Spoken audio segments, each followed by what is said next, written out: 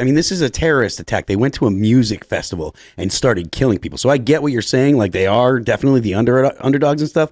But like, to classify it, try and point out that it's, or to make it, to legitimize it as an actual military operation, I think totally glosses over the fact that they attacked civilians intentionally. They did. It was a military operation, and Israel is now attacking civilians intentionally. They're not targeting. Israel has a doctrine of targeting civilians intentionally. It's called the Dahiyya doctrine, and I can lay out what it is. But they believe that if they attack civilians and humiliate them, they will eventually rise up against their government. They tested it against Hezbollah in Lebanon, and it failed. It's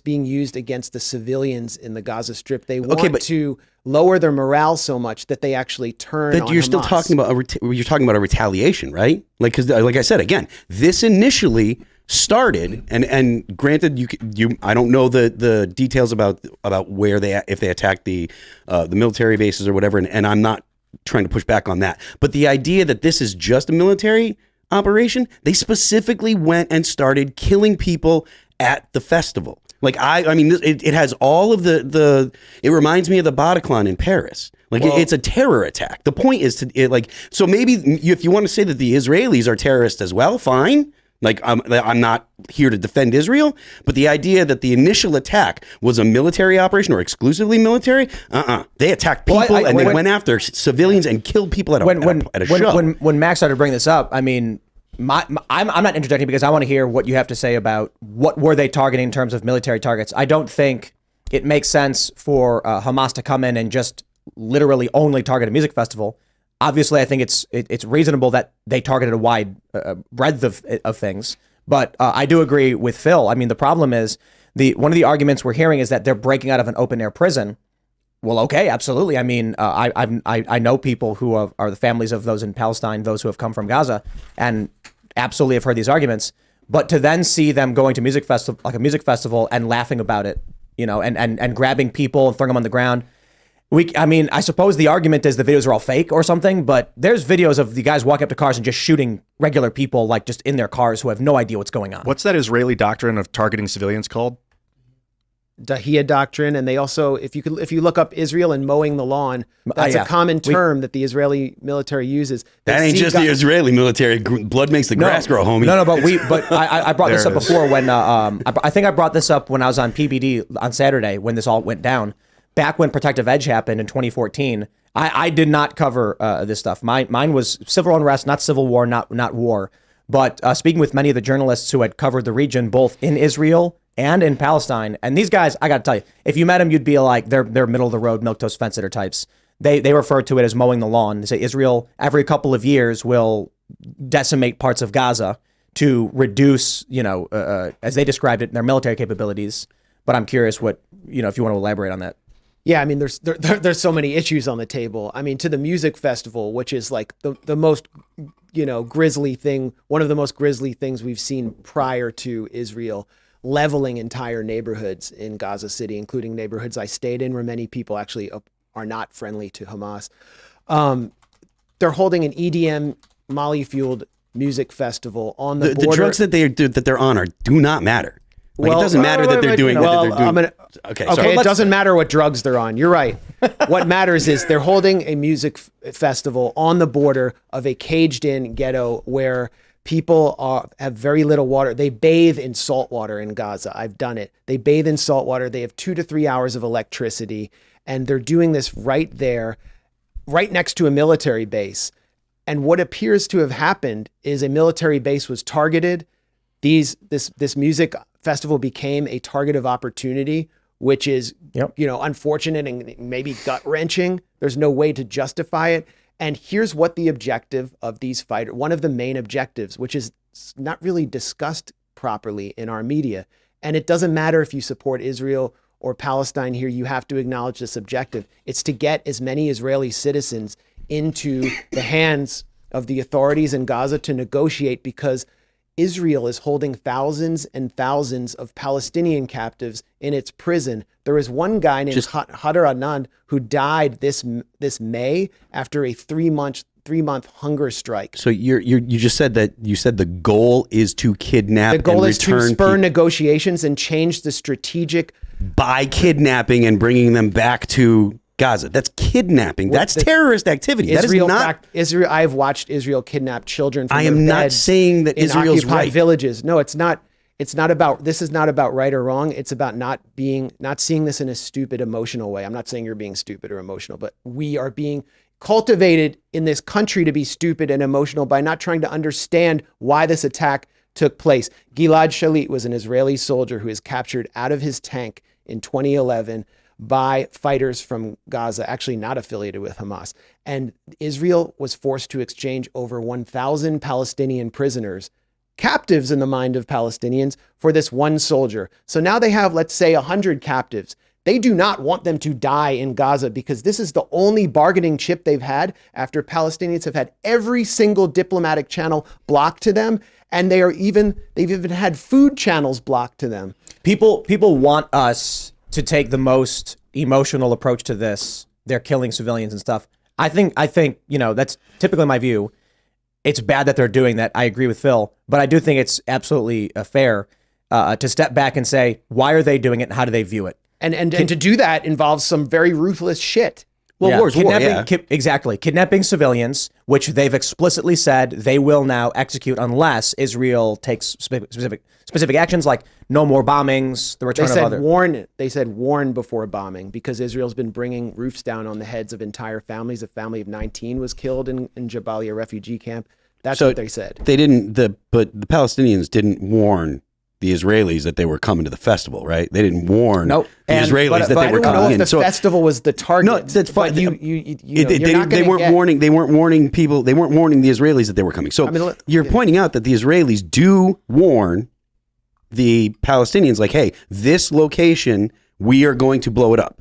Yeah, like I do. Correct me if I'm wrong. I think the Al Qassam brigades warned Ashkelon that they were going to be firing a bunch of rockets. Ashkelon. I think yes, they did. They should have warned. And these areas are now mostly evacuated. But I've done interviews in Gaza, just like we're doing now, although maybe without the Malort. And I went up in Palestine Tower to do an interview in the middle of Gaza City. I walked up 9 flights of stairs because the electricity was off. Everything's running on generators there, and did some interviews. A few years later, Israel drops a warning flare on the roof of that media tower where all the journalists work and operate. I've also edited videos from there with some really nice Palestinian journalists, just cool people you would all like to hang out with, who would love to leave their little strip of land and can't. Anyway, and then Israel brings the whole tower down. There's video of it. So it's okay, they warn it, but why are they bringing down residential and office towers while everyone is silent? And allegedly because there's Hamas. They always say weapons. that. Well, that building. I mean, well, you asked the reason, so that's the reason they say at least. So, well, this is the challenge for those that are not involved, right? I'm anti-war. I think U.S. involvement in 99% of things is they're lies. I mean, I grew up on this stuff, right? All the lies to get us to put military bases surrounding Iran. John Bolton saying by this time next year we'll be celebrating in Tehran. It's bloodlust. So when I look at something like Israel, the challenge for me is I'm not nearly as involved as you, and I'm not nearly as zealous as many of like the neoconservatives and the more conservative base. So when rockets come flying from Gaza and start blowing up over Tel Aviv, I mean, this was huge, right? This was like 2014 when the rockets first started reaching Tel Aviv. Was that? Because I remember I had a friend in Tel Aviv. I was there at that time, yeah. Messaged me freaking out on Facebook that a rocket exploded over her house and this has never happened before and she doesn't know what to do. And I'm like, man, this is horror. It's horror. It's war. It's terrifying. How do we stop this? And so what ends up happening is every time I've engaged with it, again, not an expert on this stuff. I mean, I probably might know a little bit more than the average person, but it's like, I appreciate your perspective. I'm glad you're here to tell us about this stuff too. Because I think only talking to people who are on the more pro-Israel side is going to leave us, blind to the arguments from the other side. Yeah. But I hear Israel, they're using hospitals and schools and civilian areas to launch rockets from, knowing that it will make it extremely difficult for Israel to stop the rocket fire into civilian areas. Then I hear the same thing. But a media tower was taken down for what purpose? Why is Israel targeting this? And every time I hear this, my media's communications. I fall right back to, this is war. And in war, there's no rules. Yeah. Rules are for, it's like this idea of war crimes I always find so silly. Like, obviously, we think some things are so egregious that even in war, they're a crime. But the people who win those wars don't care what you think because you're gone. And so when I look at what's going on in Israel and Palestine, I know that you've got two factions that are going to use whatever arguments, whatever psychological warfare, whatever physical warfare they can to try and win this. And I know that there probably is a right side and someone's telling the truth. And I know for a fact there's an objective truth and lies to what's going on. I don't know how to navigate that. Well, just 2 points on that. I mean, there's this issue of human shields. Like Biden said, Palestinians are human shields. That's a way of basically saying there are no civilians there at all. And the Gaza Strip is one of the most densely populated places on Earth. 2 million people. There's it's 2 million people jammed. Why are they there? By the way, most of them are refugees and they have to be there because they're not Jewish. They can't go back to the land of their families pre-1948. They keep having kids. They're being warehoused there. They're surplus humanity. So it's like the logic of a prison. And so everybody there is a human shield. But there was a place I like to eat because it was real cheap in Tel Aviv that was right next to the defense ministry called Hakiria. And all the generals would be in there, the intelligence chiefs, good Mediterranean food. Are they human shields? Is building this giant tower in the middle of a residential area in Tel Aviv, are they making those people human shields? If that gets hit by Hezbollah and people die nearby, were they being used by Israel as human shields? No one will say that because the logic is so discriminatory towards Palestinians. No one will consider their position. And then the other point I wanted to make is just about the use of violence in this conflict by Palestinians who have tried everything. I mean, I don't know if you know about what the Great March of Return was. It was sanctioned by Hamas, but it was a grassroots initiative in Gaza to just march without weapons like guns to the wall that surrounds them. And they were shot one by one in the legs. Many of them were killed. Journalists were killed covering it. It was a complete bloodbath. And that's when the society said, you know what, we can't win with this tactic of, walking to the fence and just asking them to let us in. They don't want us. Everyone ignored that. And now they're paying attention to the violence.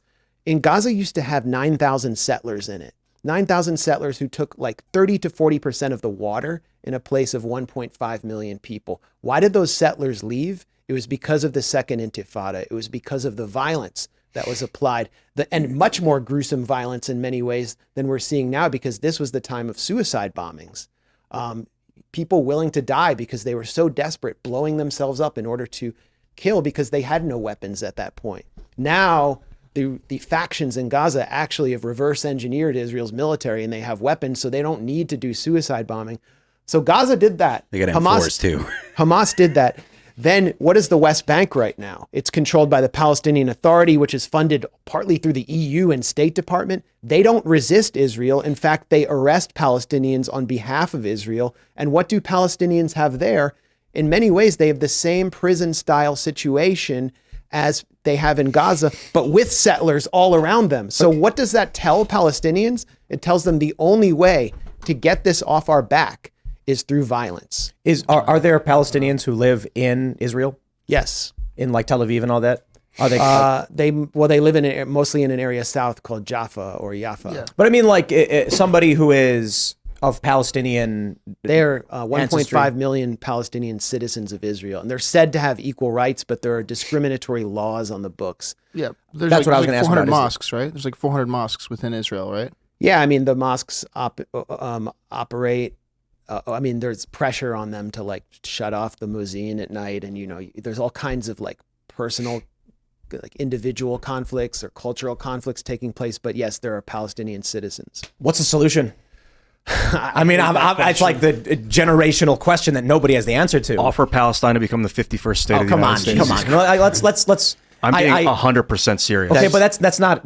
Where serious. Palestine is not a state. It can be. And Hawaii, if Hawaii can be a state, Israel will not them. Thanks for watching this clip from the Timcast IRL podcast. Hang out with us live Monday through Friday at 8 p.m. and become a member over at timcast.com for uncensored, members-only shows exclusive. Thanks for hanging out, and we'll see you all next time.